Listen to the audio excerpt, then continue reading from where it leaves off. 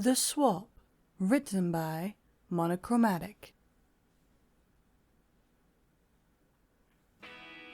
I have to admit, this is kind of weird, Twilight Sparkle said, readjusting herself on the picnic mat for the upteenth time, offering an awkward smile at, well, herself. It had been several hours already since she'd met her counterpart, but she felt she'd never get used to it. But this is fascinating though. Why do you need your glasses and I don't? Twilight, the human one, laughed timidly, adjusting her side glasses. I don't know. Maybe it has to do with, our natural forms, and as, she drifted off, a blush decorating her cheeks. Magic Pony? Your own magic corrected your eyesight? Twilight frowned. Maybe. I might have to go back to the castle and do some research on it. I don't believe Princess Celestia has any books on the matter, but I think it's worth investigating. You know, Twilight, Rarity began.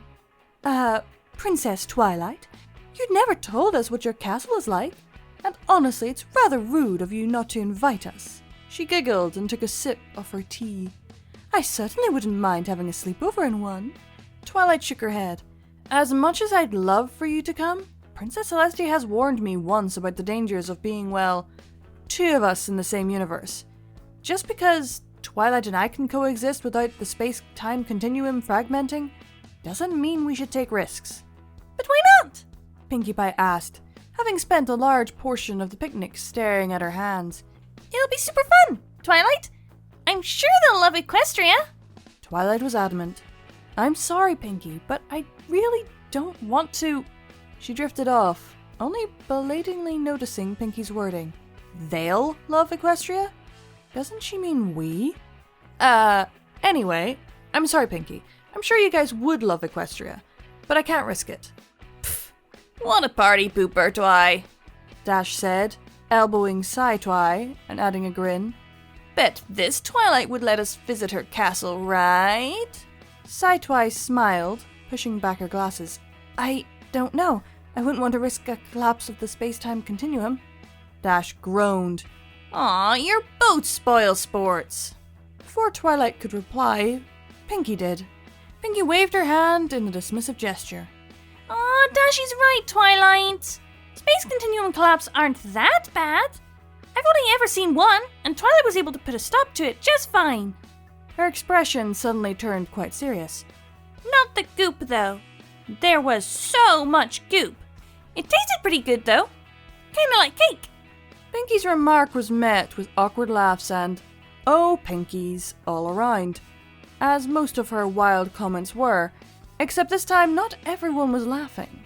Twilight Sparkle remembered the goop incident. She remembered it crystal clear, even though she had tried so very, very, very hard to forget it.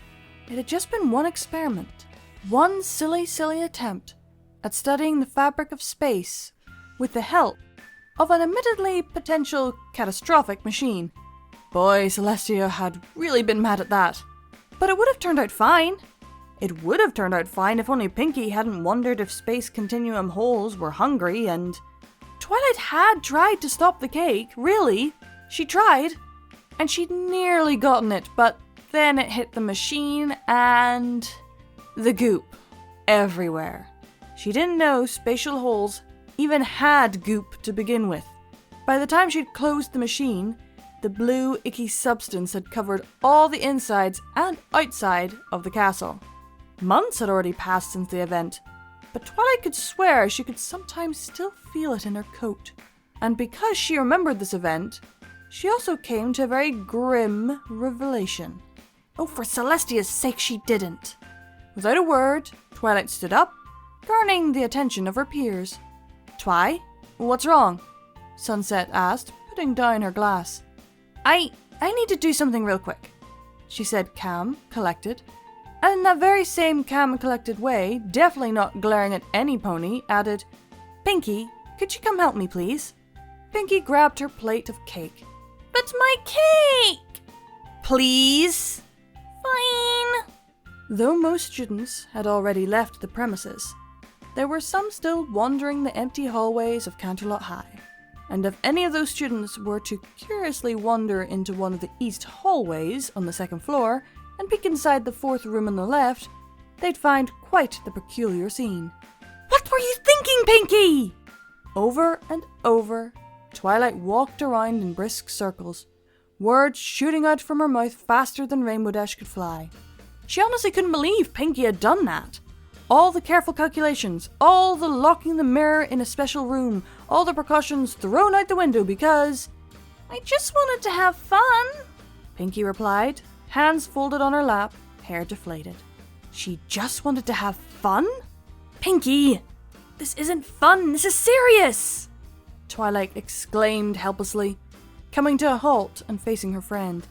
"Didn't you hear what happened not even a few days ago in this universe?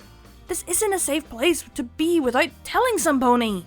She sighed a very long sigh and asked, When did you switch over?" Pinky's cheeks turned bright pink. Pinker. "Since Tuesday?" "Since Tuesday?" Twilight gasped. "But that's when Sunset Shimmer told me the other me. Pinky, you just can't... What if you'd gone hurt?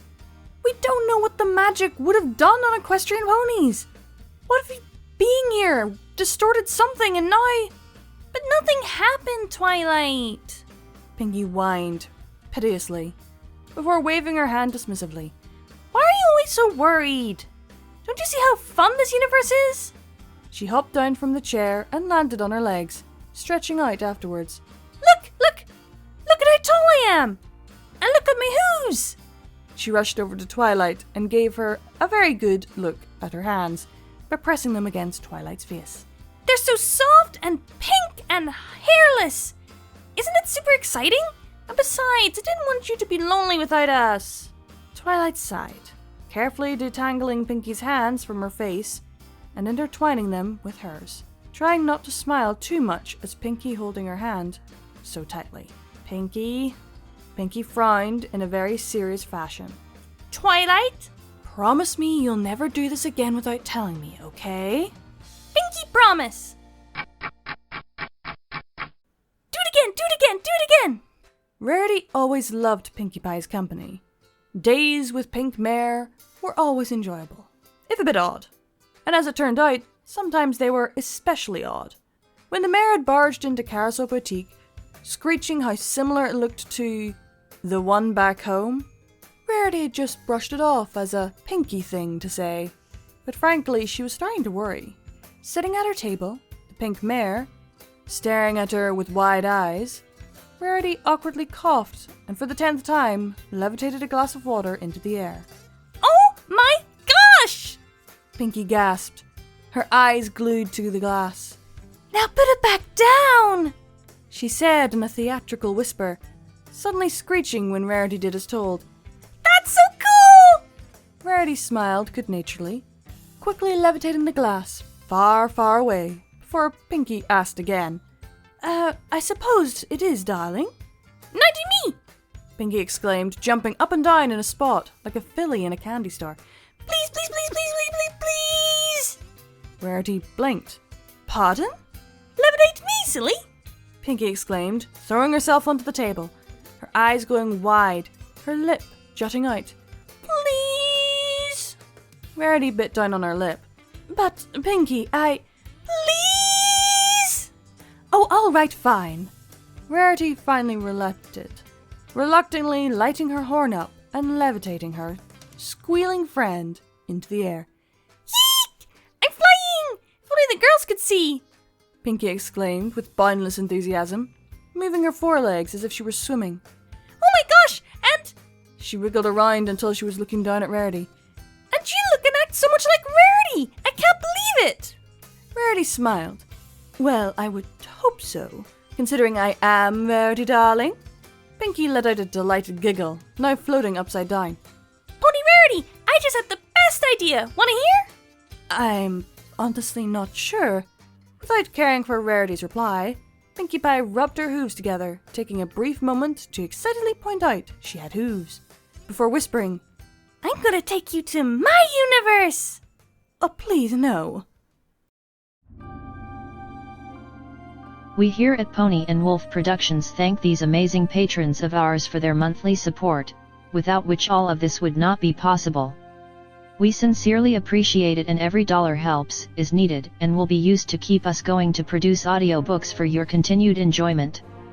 It is, now more than ever, important that you support your favorite creators if possible, due to YouTube changing in a way that is not very friendly to content creators. Especially small content creators, like us. In recent months, the names you see on screen have enabled Midnight and Visual Pony to keep going and only having to sell off part of their belongings to not end up on the street. As an incentive for everyone, Visual Pony has broken a vow and has promised to read and record Fallout Equestria, Murky number 7, should the monthly support reach $1,500. To be clear, this is the absolute minimum amount needed to keep the apartment and all bills paid without starving, while a production of this size is ongoing. The estimated time for this production would be 3 to 4 years, but people already said that Project Horizons was impossible to do, right? And now look who did it, so with Pony&Wolf, you know we can finish the job. For further information on how to support us, please have a look at the description of this video, as there are also other ways, like our merch store. Sincerely and forever yours, your Pony&Wolf team.